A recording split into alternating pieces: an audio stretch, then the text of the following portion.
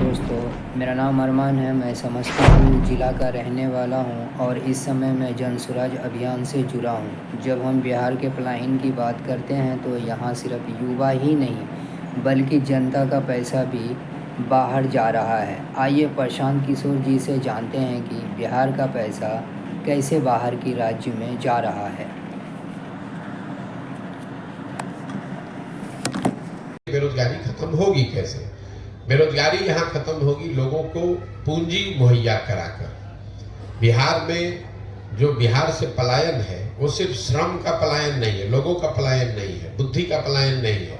एक बहुत बड़ा पलायन यहाँ से पूंजी का पलायन है, जिसकी चर्चा यहाँ लोग करते नहीं है, जिनकी समझ ज्यादा है नहीं लोगों को।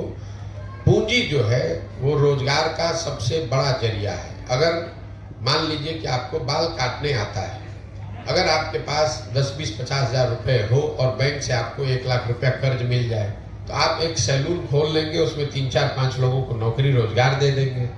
लेकिन अगर वो पैसा पूंजी आपके पास न हो तो बाल काटने आने के बावजूद जाकर किसी सैलून में आप नौकरी करेंगे, मजदूरी करेंगे। तो बिहार में पूंजी क्यों नहीं है?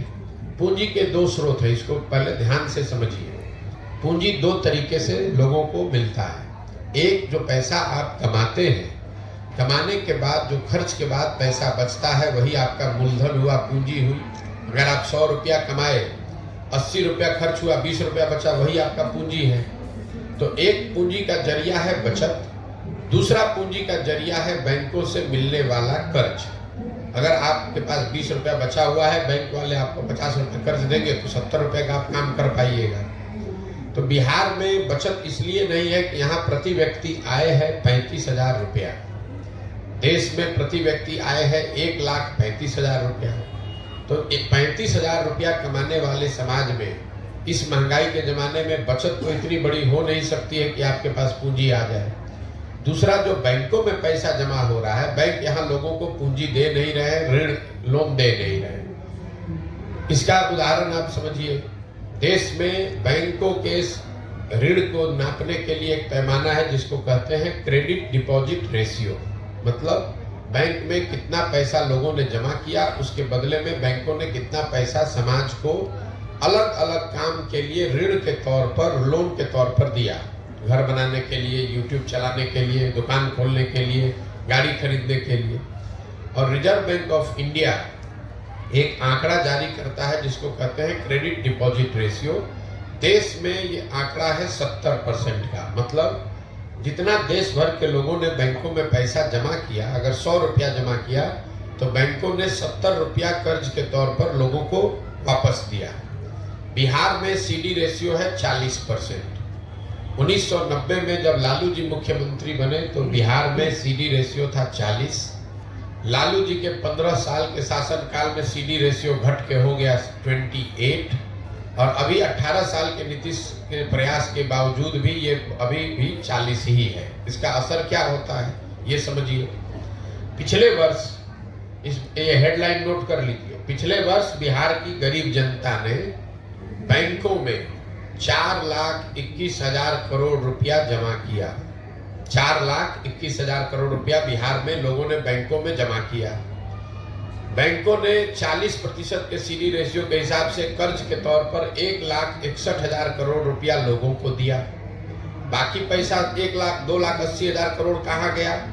ये पैसा चला गया दूसरे राज्यों में जहां पर उद्योग धंधे लग रहे हैं, जहां स्वरोजगार है, जहां तरक्की है, जहां व्यापार है। 1990 से लेकर पिछले वित्तीय वर्ष में कुल जमा 1990 से अगर आप जोड़ेंगे 32 साल में बिहार के बैंकों ने 26,20,000 करोड़ रुपया, बिहार के लोगों का रुपया, ये बाहर के उद्योगपति का पैसा नहीं है, ये सरकार का बजट का पैसा नहीं है, बिहार के लोगों के बचत की हुई राशि 26,20,000 करोड़ रुपया बैंकों ने यहाँ से ट्रांसफर कर दिया दूसरे राज्यों में जहां पर तरक्की है, व्यापार है, रोजगार है। आप जरा अंदाजा लगाइए कि अगर 26 लाख करोड़ रुपया बिहार के बैंकों ने यहाँ के लोगों को ऋण के तौर पर भी दिया होता तो कितने ज्यादा लोगों ने यहाँ घर बनाया होता, कितने ज्यादा लोगों ने गाड़ियां खरीदी होती, कितने ज़्यादा लोगों ने स्वरोजगार का कोई ना कोई शुरुआत करी होगी। तो बिहार, और ऐसा नहीं है कि ये बैंकों की मनमर्जी है कि वो कितना पैसा ऋण दें, ये उनकी वैधानिक जिम्मेवारी है कि कम से कम 70% पैसा जो जमा होता है वो उनको ऋण के तौर पर देना ही देना है। और उस कमेटी को चेयर करते हैं मुख्यमंत्री राज्य के।